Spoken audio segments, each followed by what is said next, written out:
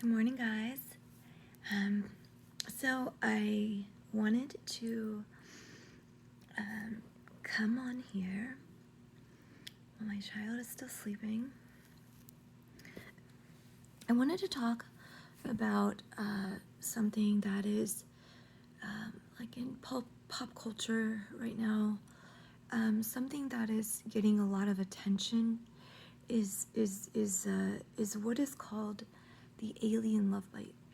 And so, yes, I'm gonna go there again. So I wanted to talk about what this really is, and what it means, and I wanted to talk about delusions, and astral delusions, primarily like things that happen in dream form that you just can't make out, and what happens with people that are have the gift of prophecy is that they tend to think that every single thing that they think or see in their dreams is going to come true. And the truth of the matter is that we have a very difficult time with sorting fiction from, unfortunately, it is a thing, to sorting actual like shit from gold is what a lot of people have a really hard time with that. Okay, so this is what I'm going to talk about when it comes to the alien love bite. This is what I know it to be, and this is my findings after years and years of researching. Okay, so the alien love bite is healing. It's being done by like the lower level angels, those whom are in the hara. Now, those that are in the hara are it's a church, like if you want to call it that. It is what I call it, the red church. Okay, so the hara is your basic family. That is the family that you are tied to in your roots. Like your roots is from where you're it's where you're from. It is. And so if you see a David in your dreams, or you see David, that would mean that you are from the house of David, and that's a wonderful thing, right? So there's not a lot of us left. There's a few of us left. I've found some soul family members. Some of them just can't possibly accept that we're related, so they just kind of like chalk it up to like delusions. But there is actually soul family. Soul family is real, and we look out for one another. Yeah. So the house of David is a bloodline. It's a bloodline that's connected to the royals, to royalty.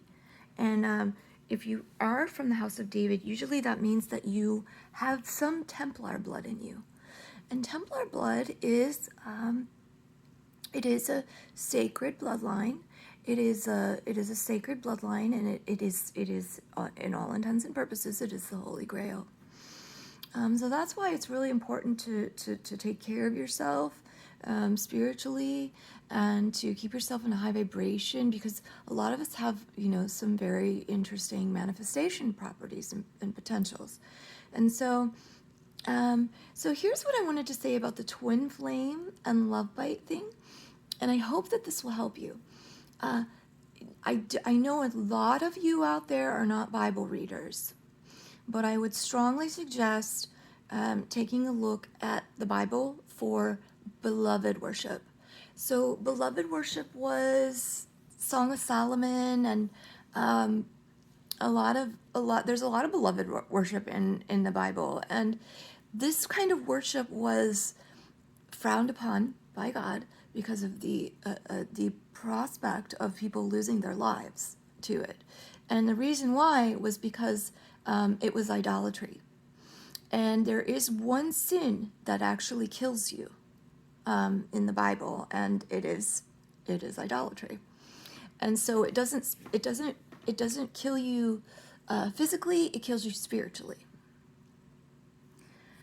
So I have suffered a death. I have suffered a spiritual death. And so, and it was also a healing. And so that's why it is not just one thing. And that's why the twin flame thing is not just one thing. I wanted to talk about the hara. Now, the hara is the creative center of the human. It's also called the Muladhara. And this particular center is it's your house. It's your house, okay? So what I took away from the twin flame love bite was that it is the hara, it is the Yatzer hara, and Jews talk about the hara quite a lot. They talk about the Yatzer hara and how, so the Yatzer hara is being, it is dictated by angelics, and these angels are they're in all intents and purposes they're being martyrs, and they're martyring themselves for us. And also it is an re-evolution for them because they have been stuck. And so it is a soul contract. It is it's a soul contract, and it's a soul contract to bring to bring light to the sheds. They have been suffering in like these spaces in the astral plane that that nobody can get to them and stuff like that. And so the hara is the they are the animas, the anima soul, and the anima soul is usually family members. Okay, it's usually family members. If you have any Jewish roots, the hara is going to be, it is a service, but they play a role, okay? And so here's what they do. They teach you, the hara teaches you what not to do, okay? Most people, when you understand the Yatzer hara, you know the rules are that you, hi bud. The rules are that you do the exact opposite of the things that they're telling you to do. So if they tell you to go into the garden and fall, if they lead you into a fall, you know that that it was the Yatzer hara. If it led you into a fall, but the other part is that you have to see it as a healing. It's not a takeover. It's not something to get paranoid about. It is actually a re-evolution for humanity, and it is the ascension process, essentially. And the ascension process is really important for humans right now. It's unsupported, but it is our birthright. It is our birthright. It's our birthright to ascend. It's our birthright to spiritually lighten up and purify ourselves, and that's something that is a birthright for us. And so the hara, as strange as it is to understand, the hara is actually it is a specific pulse, and so you have the Christ, you have the Christ stream, you have the Christ consciousness and Christ stream. You also have an antichrist stream, so that is the Jesus animal body. That's the best way to put it. And so this is the soul. This is why a lot of people do refer to them as the devil, and they refer to them as divas, because what they are is they are divas from the devachanic realm, the lower astral plane. So they're us. They're just helping. So there's that. Anything that causes like a lot of confusion, and you have to unwind it and understand why. It's usually family members.